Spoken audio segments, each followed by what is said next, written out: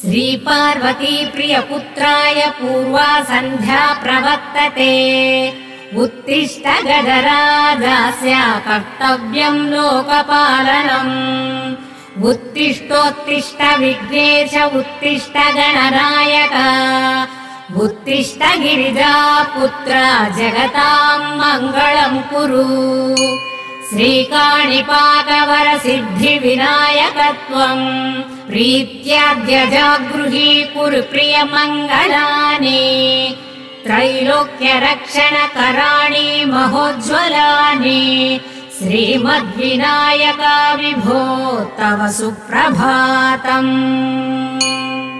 श्रीमद्विहारपुरवास शिवात्मजाता कूपोद्भवाद्भूतविलास स्वयम्भुमूर्ते श्रीदेव शङ्खलिखिताश्रितपादपद्मा श्रीमद्विनायका विभो तव सुप्रभातम् श्रीनारिकेलवनशोभितपुष्टिगात्र क्षीराब्धिसिक्त शुभ विग्रह तत्त्वमूर्ते दिव्याङ्गमूषिक सुवाहन मोदरूप श्रीमद्विनायका विभो तव सुप्रभातम् श्रीकाणिपाकवर भूतलवास तुष्ट हे आदिपूज्य अरुणारुण भानुतेज प्राचीदिशाम्बरमिदम् रविकान्तिनिष्टम् श्रीमद्विनायका विभो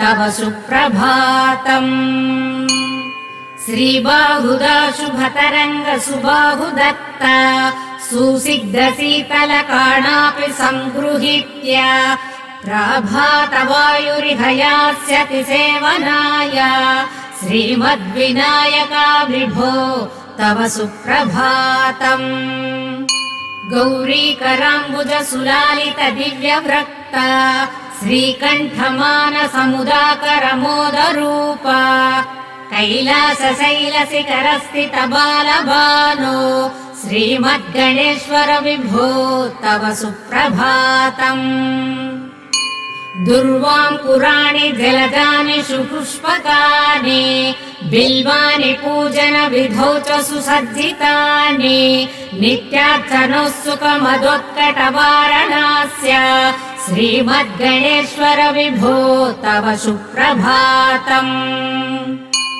हृत्कूपमध्य समुपस्थित चित्स्वरूप कूटस्थतत्त्वमिदमेव हि बोधनेन त्वामत्र भासि विदधासि समस्तशोभान् श्रीमद्गणेश्वर विभो तव सुप्रभातम् ऋग्वेदकीर्तित गणाधिपज्येष्ठ राजा त्वम् ब्रह्मणस्पतिरीति प्रकटीकृतोऽसि अथर्वशीर्षमनुमन्त्रित दिव्यमूर्ते श्रीमद्गणेश्वर विभो तव सुप्रभातम्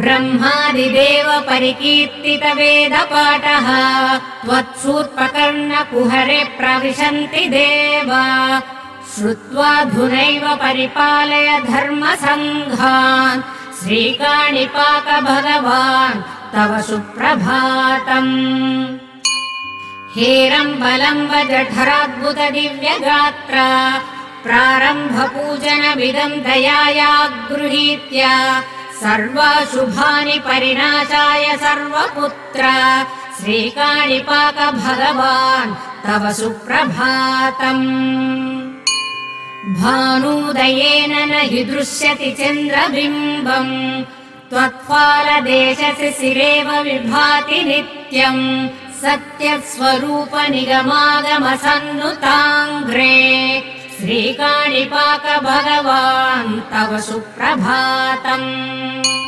कालाद्विरुद्र सुतकाल नियामकत्वम् कालानुकूल फलदोऽसि कलामयोऽसि कल्याणकारक कलाधर शेखरोऽसि श्रीकाणिपाक भगवान् तव सुप्रभातम् उग्रस्वरूप रिपुनाशक उग्रपुत्र सौम्योऽसि सोम विनुतोऽसि प्रशान्तरूप सर्वेश सर्वफलकारक सर्वमूर्ते श्रीकाणिपाक भगवान् तव सुप्रभातम्। दारिद्र्य दुःख भवभञ्जन दक्ष स्वामिन् तारुण्य विग्रह धनादि फलप्रदायिन् लावण्य मञ्जुल कलान्वित रञ्जितास्य हे विघ्ननाथ भगवान् तव सुप्रभातम्। गम्भीर तुष्ट गणराज गकार पूज्य गान्धर्वगान परिवर्तित नादमूर्ते गाङ्गेय गण्य गणितादि कला स्वरूप श्रीमद्विनायका विभो तव सुप्रभातम्। मूलादिचक्र निलयाच्युत योगमूर्ते त्वामादिदेवमनुचिन्त्य तरन्ति भक्तः रागादिदोष परिहारक वेद वेद्य हे विघ्ननाथ भगवान् तव सुप्रभातम्। लक्ष्म्यादिशक्तियुत शक्ति गणेश्वरोऽसि दिव्यारोषि शुभमन्त्र विराजितोऽसि तन्त्रादिभिर्नुतनतेष्टद वल्लभेश हे विघ्ननाथ भगवान् तव सुप्रभातम्। नागोपवीत धरनाद विनोद चित्त नागस्य नासित महाघनतानुरक्त आनन्द तुन्दिल तनो बहिरन्तरस्त हे विघ्ननाथ भगवान् तव सुप्रभातम्। भद्रे भवक्र भवभद्रद भद्रतेज रुद्रप्रियात्मज मदद्रवशक्तियुक्त आद्रिशजा मधुरवत्सलता निधान हे विघ्ननाथ भगवान् तव सुप्रभातम्। सर्वार्थसिद्धिफलदायक बुद्धिदायिन् विघ्नाद्रिवज्र परिपूज्य चतुर्थीकाले भद्रम् पदम् दिशसि भक्तगणात्थितोऽसि श्रीकाणिपाक गणराट् तव सुप्रभातम्। बालादिभव्य बहुरूपधरोऽसि देव चिन्तामणिस्त्वमसि सर्वफलप्रदोऽसि त्वन्नाम दिव्यमणिरस्ति जगदिद्धिताय श्रीकाणिपाक गणराट् तव सुप्रभातम्। हे काणिपाक गणराट् तव सुप्रभातम्। ये मानवः प्रतिदिनम् प्रपठन्ति भक्त्या तानेक विशन्ति कुलान् परिपालय त्वम् इत्थम् वदन्ति विबुधः करुणार्धचित्तः। गणनायक तावक सच्चरितम् श्रुतिवाक्य निरूपित तत्त्वयुतम् परमाद्भुत भाव सुधा भरितम् मधुरम् निरतम् हृदये भ्रमितम्।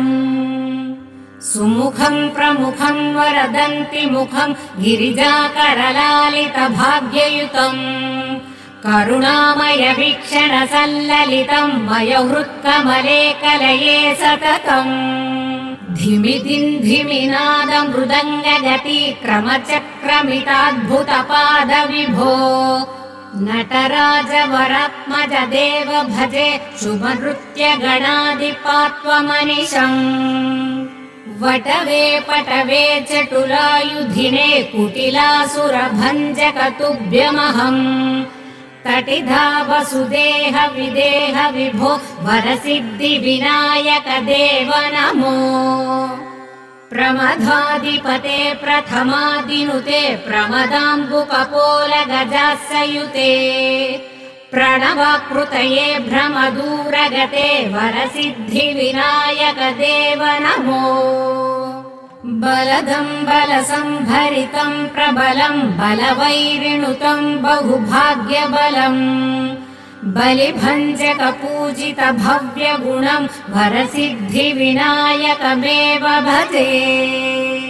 प्रभवम् विभवम् प्रभुमात्मभवम् भवसम्भवतापभयापहरम् बहुदम् वरदम् प्रणमाम्यनिशम् विजयोस्तु विनायक त्वम् शरणम्। सकलागमसारमनन्तमजम् वरदाभयमोदकपाशधरम् शशिशोभितफालममेयगुणम् प्रणमाम्यनिशम् गणपम् वरदम् विना विघ्ननाथम् ननाथो ननाथ सदा तत्पदाब्जम् स्मरामि गणध्यक्ष त्रक्ष प्रभो सत्कटाक्ष विरूपाक्ष पुत्र प्रसीद प्रसीद विभुम् काणिपाक प्रभुम् चित्प्रभाङ्गम् सुगम्भीरमोङ्काररूपम् तुरीयम् मदीयाध विद्वंस हेतुम् गणेशम् महामूषिकारूढमाद्यम् नमः।